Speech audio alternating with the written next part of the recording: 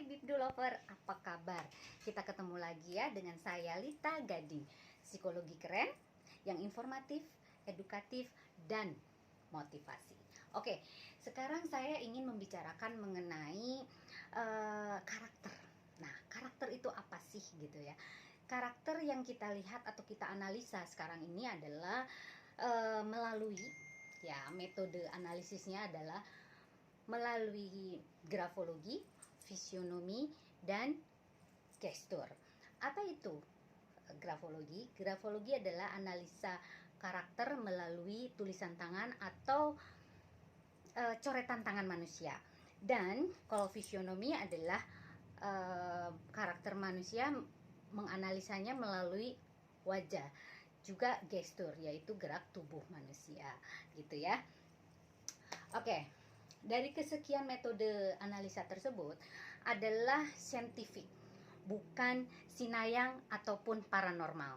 Jadi ini berdasarkan sebuah penelitian, bukan penelitian, yaitu sebuah sains ya yang bisa dipelajari oleh semua manusia. Namun harus sekolah gitu ya. Oke. Sekarang saya ingin menganalisa artis-artis yang sedang naik daun, artis-artis yang sedang istilahnya viral di media sosial ya, artis-artis yang memang sedang digandrungi oleh halayak ramai gitu ya. Nah, siapakah dia? Kita lihat adalah pasangan muda yang fenomenal, yang membuat inspirasi banyak orang ya. Ada juga yang suka, ada juga yang tidak. Nah, kita lihat dan kita kupas bagaimana karakter orang ini. Jadi saya harap kalian semua yang saya analisa jangan marah, jangan merasa bahwa kalian disudutkan. Ini adalah bagian dari introspeksi diri. Jadi kalau kita mau lebih berhasil, kita harus melihat bagaimana karakter kita, gitu ya. Karakter kita itu kita tidak perlu yang harus dikomentarin oleh banyak orang hal-hal yang baiknya saja, tapi kita juga butuh loh gitu tanggapan seorang ahli bagaimana karakter yang tersembunyi.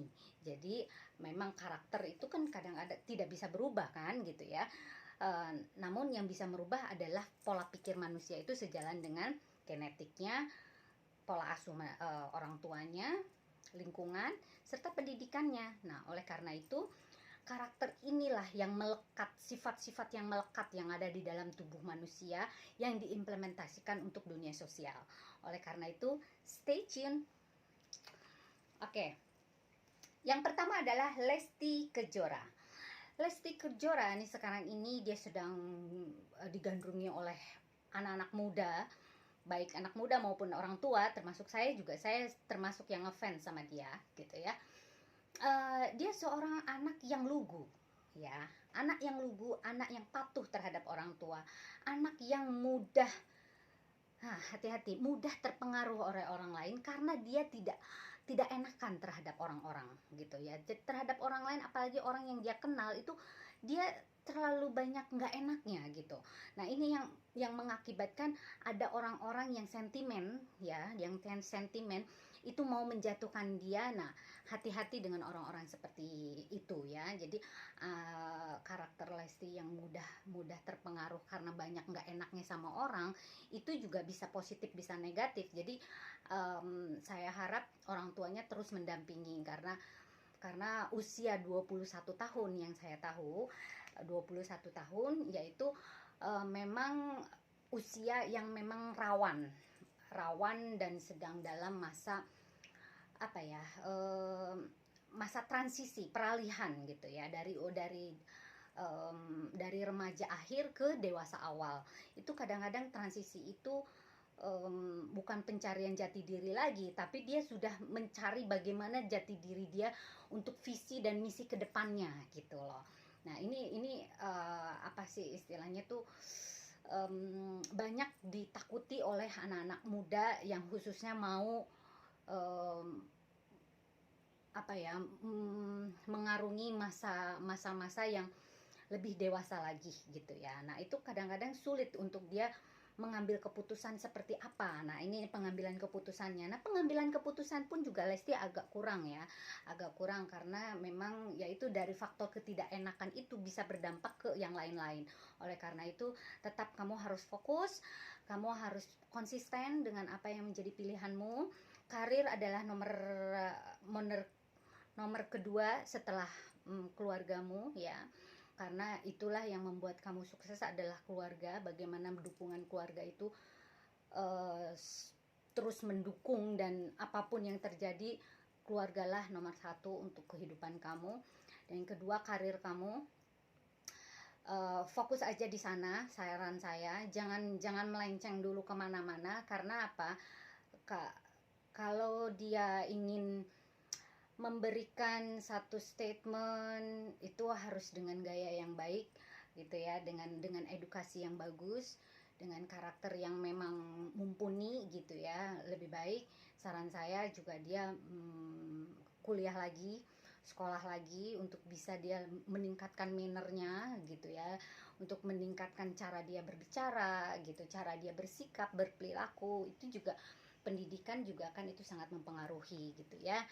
Oke, dan mungkin segitu dulu ya. Nanti kalau misalkan ada apa-apa nanti kita ngobrol lagi. Banyak sih. Grafologi ini bisa melihat dan menganalisa 95% akurasinya ya, melebihi lie detector. Dan ini sudah uh, sudah melalui research gitu ya, bahwa grafologi ini memang dipergunakan untuk menganalisa forensik gitu ya. Oke. Dan yang kedua adalah Rizky Bilar. Rizky Bilar yang sekarang digadang-gadang dijodoh-jodohkan kepada Lesti, mereka ini saling melengkapi. Ya boleh dikata, mohon maaf ya, Rizky masuk dalam kondisi memang tepat gitu, dalam kondisi memang sama-sama single gitu, sama-sama mempunyai cerita yang sama, yang hampir sama dengan kehidupan Lesti. Oleh karena itu mungkin manajemennya itu di setting untuk dipertemukan, yang akhirnya Tuhanlah yang memberikan jalan apa ya, leluasa itu gitu ya, memberikan kelancarannya itu kan Tuhan gitu ya. Nah, tapi untuk yang men-setting adalah manusia loh gitu ya, manusia gitu. Jadi biar bagaimanapun juga campur tangan Tuhan itu memang pasti ada gitu. Oleh karena itu, pertama yang harus kamu ingat Rizky Bilar bahwa orang pertama kali melihat kamu, orang itu hampir tidak suka sama kamu. Hati-hati. Karena apa? Karakter kamu terlihat sombong. Terlihat loh ya, terlihat sombong, terlihat mohon maaf, belagu, terlihat merasa bahwa ini gue gitu ya. Hati-hati. Padahal kalau orang sudah kenal kamu orangnya yang cukup punya prinsip gitu. Orang yang kamu memang mempunyai visi ke depannya apa gitu, mempunyai sesuatu gambaran, visinya dia cukup bagus loh. Jadi apa ya, ketajaman berpikirnya oke gitu ya. Nah, jadi hati-hati, tak kenal maka tak sayang. Oleh karena itu, satu yang saya pesankan, dekatkanlah dengan agama ya, supaya kamu tahu nantinya mana yang harus kamu hadapi dengan tenang, mana yang ini, dan emosimu harus diturunkan ya. Kamu sedikit emosional, hati-hati. Oleh karena itu, tetap fans akan menyukai kamu apabila mannermu bagus, edukasi apa namanya, attitude-mu juga bagus, juga cara bicaramu juga bagus, juga itu akan lebih orang menjadi lebih respect terhadap kamu gitu ya. Hati-hati gitu. Jadi di manage lah emosinya dengan baik. Oke? Good. Dan yang terakhir adalah Betran Petro Putra Onsu. Yeah. Dia adalah seorang anak yang ABG ya, kita sebutkan ABG dia. ABG, namun dari kecil dia sudah diberi kenikmatan, sudah diberi kemudahan, sudah diberikan fasilitas oleh orang tuanya, sesuatu yang membahagiakan gitu ya, sesuatu yang membuat dia merasa lebih wah lagi gitu. Namun dengan usia seperti ini, kalau kita sebagai orang tuanya tidak di-maintain dengan baik, anak ini akan hilang kendali. Oleh karena itu, sering-seringlah dibuat edukasi, apa ya, down to education, untuk melihat orang-orang di bawah dia gitu loh. Jadi jangan merasa bahwa dia itu selalu keinginannya selalu terpenuhi, bahwa ternyata di luar sana banyak yang di bawah dia. Nah, harus ada perbandingan seperti itu. Jangan di istilahnya, kalau kata bahasa Sunda, diloloh, diberikan terus gitu segala sesuatu yang dia inginkan. Jangan, hati-hati, karena ada indikasi anak ini jadi nanti over confidence nantinya gitu ya, karena sudah ada indikasi ke sana. Jadi hati-hati terus, dan saya yakin bahwa Ruben Onsu sebagai ayahnya dan siapa namanya, istrinya juga, mamahnya juga bisa memberikan arahan terhadap Petran, yang menurut saya karirnya bisa didongkrak lagi lah, asal terus berlatih vokal, mannernya juga, cara sopan santun mungkin ya, karena anak ini kan masih anak ABG, jadi harus terus belajar tentang etika gitu. Kalau anak-anak segini tidak belajar etika, luar biasa deh pokoknya. Jangan sampai nanti hilang kendali, nanti akhirnya jadi star syndrome. Hati-hati ya. Oke, beauty lover, kita ketemu lagi di bahasan kita selanjutnya.